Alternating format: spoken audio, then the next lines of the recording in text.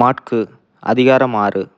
அவர் அவ்விடம் விட்டு புறப்பட்டு தாம் வளர்ந்த ஊருக்கு வந்தார். அவருடைய சீஷரும் அவரோடே கூட வந்தார்கள். ஓய்வு நாளானபோது ஜெப ஆலயத்தில் உபதேசம் பண்ணத் தொடங்கினார். அநேகர் கேட்டு ஆச்சரியப்பட்டு, இவைகள் இவனுக்கு எங்கே இருந்து வந்தது? இவன் கைகளினால் இப்படிப்பட்ட பலத்த செய்கைகள் நடக்கும்படி இவனுக்கு கொடுக்கப்பட்ட ஞானம் எப்படிப்பட்டது? இவன் தச்சன் அல்லவா? மரியாளுடைய குமாரன் அல்லவா? யாக்கோபு, யோசே, யூதா, சீமோன் என்பவர்களுக்குச் சகோதரன் அல்லவா? இவன் சகோதரிகளும் இங்கே நம்மிடத்தில் இருக்கிறார்கள் அல்லவா? என்று சொல்லி அவரைக் குறித்து இடறலடைந்தார்கள். இயேசு அவர்களை நோக்கி, தீர்க்கதரிசி ஒருவன் தன் ஊரிலும் தன் இனத்திலும் தன் வீட்டிலுமேயன்றி வேறெங்கும் கனவீனமடையான் என்றார். அங்கே அவர் சில நோயாளிகள் மேல் கைகளை வைத்து அவர்களை குணமாக்கினதே அன்றி வேறொரு அற்புதமும் செய்யக்கூடாமல், அவர்களுடைய அவிசுவாசத்தை குறித்து ஆச்சரியப்பட்டு கிராமங்களிலே சுற்றித் திரிந்து உபதேசம் பண்ணினார்.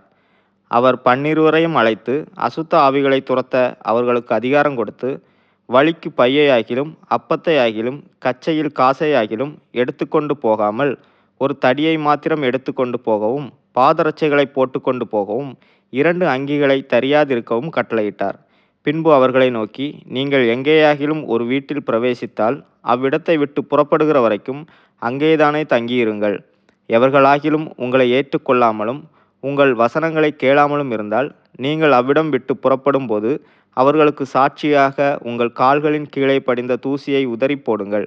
நியாய தீர்ப்பு நாளிலே அந்த பட்டணத்திற்கு நேரிடுவதை பார்க்கிலும் சோதோம் கொமோரா பட்டணத்திற்கு நேரிடுவது லகுவாயிருக்கும் என்று மெய்யாகவே உங்களுக்குச் சொல்லுகிறேன் என்று சொல்லி அவர்களை 2 பேராக அனுப்பினார்.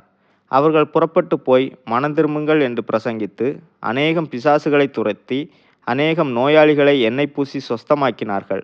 அவருடைய பேர் பிரசித்தமானபடியினால் ஏரோது ராஜா அவரை குறித்து கேள்விப்பட்டு, யோவான் ஸ்நானன் மரித்தோரிலிருந்து எழுந்தான், ஆகையால் அவனிடத்தில் இந்த பலத்த செய்கைகள் விளங்குகிறது என்றான். சிலர் அவர் எலியா என்றார்கள். வேறு சிலர் அவர் ஒரு தீர்க்கதரிசி அல்லது தீர்க்கதரிசிகளில் ஒருவனைப் போல் இருக்கிறார் என்று சொன்னார்கள். ஏரோது அதை கேட்டபொழுது, அவன் தான் சிறைசேதம் பண்ணின யோவான் தான், அவன் மரித்தோரிலிருந்து எழுந்தான் என்றான்.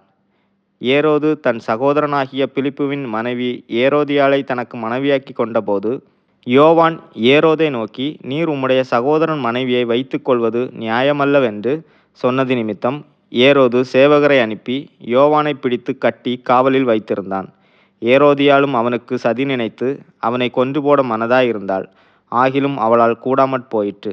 அதேனென்றால், யோவான் நீதியும் பரிசுத்தம் உள்ளவன் என்று ஏரோது அறிந்து அவனுக்கு பயந்து அவனை பாதுகாத்து அவன் யோசனையின்படி அநேக காரியங்களை செய்து விருப்பத்தோடே அவன் சொல்லை கேட்டு வந்தான். பின்பு சமயம் வாய்த்தது. எப்படியென்றால், ஏரோது தன் ஜென்ம நாளிலே தன்னுடைய பிரபுக்களுக்கும் சேனாதிபதிகளுக்கும் கலிலேயா நாட்டின் பிரதான மனுஷருக்கும் ஒரு விருந்து பண்ணினபோது, ஏரோதியாளின் குமாரத்தி சபை நடுவே வந்து நடனம் பண்ணி ஏரோதுவையும் அவனோடே கூட பந்தியிருந்தவர்களையும் சந்தோஷப்படுத்தினாள். அப்பொழுது ராஜா சிறு பெண்ணை நோக்கி, உனக்கு வேண்டியதை என்னிடத்தில் கேள், அதை உனக்கு தருவேன் என்று சொன்னதும் அல்லாமல், நீ என்னிடத்தில் எதை கேட்டாலும் அது என் ராஜ்யத்தில் பாதியானாலும் அதை உனக்கு தருவேன் என்று அவளுக்கு ஆணையும் இட்டான். அப்பொழுது அவள் வெளியே போய், நான் என்ன கேட்க வேண்டும் என்று தன் தாயினிடத்தில் கேட்டாள். அதற்கு அவள், யோவான் ஸ்நானனுடைய தலையை கேள் என்றாள். உடனே அவள் ராஜாவினிடத்தில் சீக்கிரமாய் வந்து, நீர் இப்பொழுதே ஒரு தாளத்தில் யோவான் ஸ்நானனுடைய தலையை எனக்கு தர வேண்டும் என்று கேட்டாள். அப்பொழுது ராஜா மிகுந்த துக்கமடைந்தான்.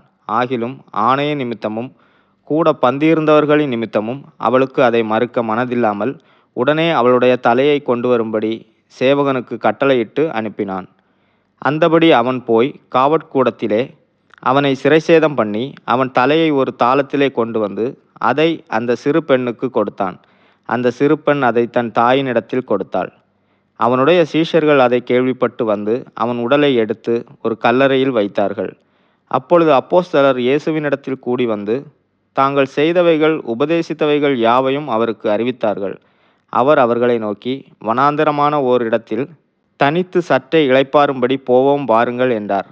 ஏனெனில் வருகிறவர்களும் போகிறவர்களும் அநேகராய் இருந்தபடியினால் போஜனம் பண்ணுகிறதற்கும் அவர்களுக்கு சமயமில்லாதிருந்தது. அப்படியே அவர்கள் தனிமையாய் ஒரு படவில் ஏறி வனாந்தரமான ஓர் இடத்திற்கு போனார்கள். அவர்கள் புறப்பட்டு போகிறதை ஜனங்கள் கண்டார்கள். அவரை அறிந்த அநேகர் சகல பட்டணங்களிலும் இருந்து கால்நடையாய் அவ்விடத்திற்கு ஓடி அவர்களுக்கு முன்னே அங்கே சேர்ந்து அவரிடத்தில் கூடி வந்தார்கள். இயேசு கரையில் வந்து அநேக ஜனங்களைக் கண்டு அவர்கள் மேய்ப்பனில்லாத ஆடுகளைப் போல் இருந்தபடியால் அவர்கள் மேல் மனதுருகி அநேக காரியங்களை அவர்களுக்கு உபதேசிக்கத் தொடங்கினார். வெகுநேரம் சென்ற பின்பு அவருடைய சீஷர்கள் அவரிடத்தில் வந்து, இது வனாந்தரமான இடம், வெகுநேரமும் ஆயிற்று, புசிக்கிறதற்கும் இவர்களிடத்தில் ஒன்றுமில்லை. ஆகையால் இவர்கள் சுற்றியிருக்கிற கிராமங்களுக்கும் ஊர்களுக்கும் போய் தங்களுக்காக அப்பங்களை வாங்கிக் கொள்ளும்படி இவர்களை அனுப்பிவிட வேண்டும் என்றார்கள். அவர் அவர்களை நோக்கி, நீங்களே அவர்களுக்கு போஜனம் கொடுங்கள் என்றார். அதற்கு அவர்கள், நாங்கள் போய் 200 பணத்துக்கு அப்பங்களை வாங்கி இவர்களுக்கு புசிக்கும்படி கொடுக்கக்கூடுமோ என்றார்கள். அதற்கு அவர், உங்களிடத்தில் எத்தனை அப்பங்கள் உண்டு, போய் பாருங்கள் என்றார். அவர்கள் பார்த்து வந்து, 5 அப்பங்களும் 2 மீன்களும் உண்டு என்றார்கள். அப்பொழுது எல்லாரையும் பசும்புல்லின் மேல் பந்தி பந்தியாக உட்கார வைக்கும்படி அவர்களுக்கு கட்டளையிட்டார். அப்படியே வரிசை வரிசையாய் 100 100 பேராகவும் 50 50 பேராகவும் உட்கார்ந்தார்கள். அவர் அந்த 5 அப்பங்களையும் அந்த 2 மீன்களையும் எடுத்து வானத்தை அண்ணாந்து பார்த்து ஆசீர்வதித்து அப்பங்களைப் பிட்டு அவர்களுக்கு பரிமாறும்படி தம்முடைய சீஷர்களிடத்தில் கொடுத்தார். அப்படியே 2 மீன்களையும் எல்லாருக்கும் பங்கிட்டார். எல்லாரும் சாப்பிட்டு திருப்தி அடைந்தார்கள். மேலும் அப்பங்களிலும் மீன்களிலும் மீதியான துணிக்கைகளை 12 கூடை நிறைய எடுத்தார்கள்.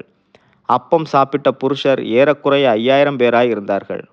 அவர் ஜனங்களை அனுப்பிவிடுகையில் தம்முடைய சீஷர்கள் படவில் ஏறி அக்கரையில் பெத்சாயிதாவுக்கு எதிராக தமக்கு முன்னே போகும்படி அவர்களை துரிதப்படுத்தினார்.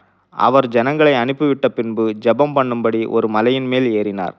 சாயங்காலம் ஆனபோது படவு நடுக்கடலில் இருந்தது. அவரோ கரையிலே தனிமையாய் இருந்தார்.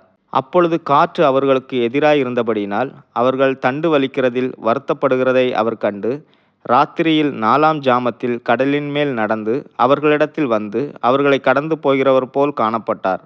அவர் கடலின் மேல் நடக்கிறதை அவர்கள் கண்டு ஆவேசம் என்று எண்ணி சத்தமிட்டு அலறினார்கள். அவர்கள் எல்லாரும் அவரை கண்டு கலக்கமடைந்தார்கள். உடனே அவர் அவர்களோடே பேசி, திடன் கொள்ளுங்கள், நான் தான், பயப்படாதிருங்கள் என்று சொல்லி அவர்கள் இருந்த படவில் ஏறினார். அப்பொழுது காற்று அமர்ந்தது. அதனால் அவர்கள் தங்களுக்குள்ளே மிகவும் பிரமித்து ஆச்சரியப்பட்டார்கள். அவர்களுடைய இருதயம் கடினமுள்ளதாய் இருந்தபடியினால் அப்பங்களை குறித்து அவர்கள் உணராமற் போனார்கள். அவர்கள் கடலை கடந்து கெனசரேத் என்னும் நாட்டிற்கு வந்து கரை பிடித்தார்கள். அவர்கள் படவிலிருந்து இறங்கினவுடனே ஜனங்கள் அவரை அறிந்து அந்த சுற்றுப்புறமெங்கும் ஓடித் திரிந்து பிணியாளிகளை படுக்கைகளில் கிடத்தி அவர் வந்திருக்கிறார் என்று கேள்விப்பட்ட இடங்களிலெல்லாம் சுமந்து கொண்டு வந்தார்கள். அல்லாமலும் அவர் பிரவேசித்த கிராமங்கள், பட்டணங்கள், நாடுகள் எவைகளோ அவைகளின் சந்தை வெளிகளிலே வியாதிக்காரரை வைத்து அவருடைய வஸ்திரத்தின் ஓரத்தையாகிலும் அவர்கள் தொடும்படி உத்தரவாக வேண்டும் என்று அவரை வேண்டிக் கொண்டார்கள். அவரை தொட்ட யாவரும் சொஸ்தமானார்கள்.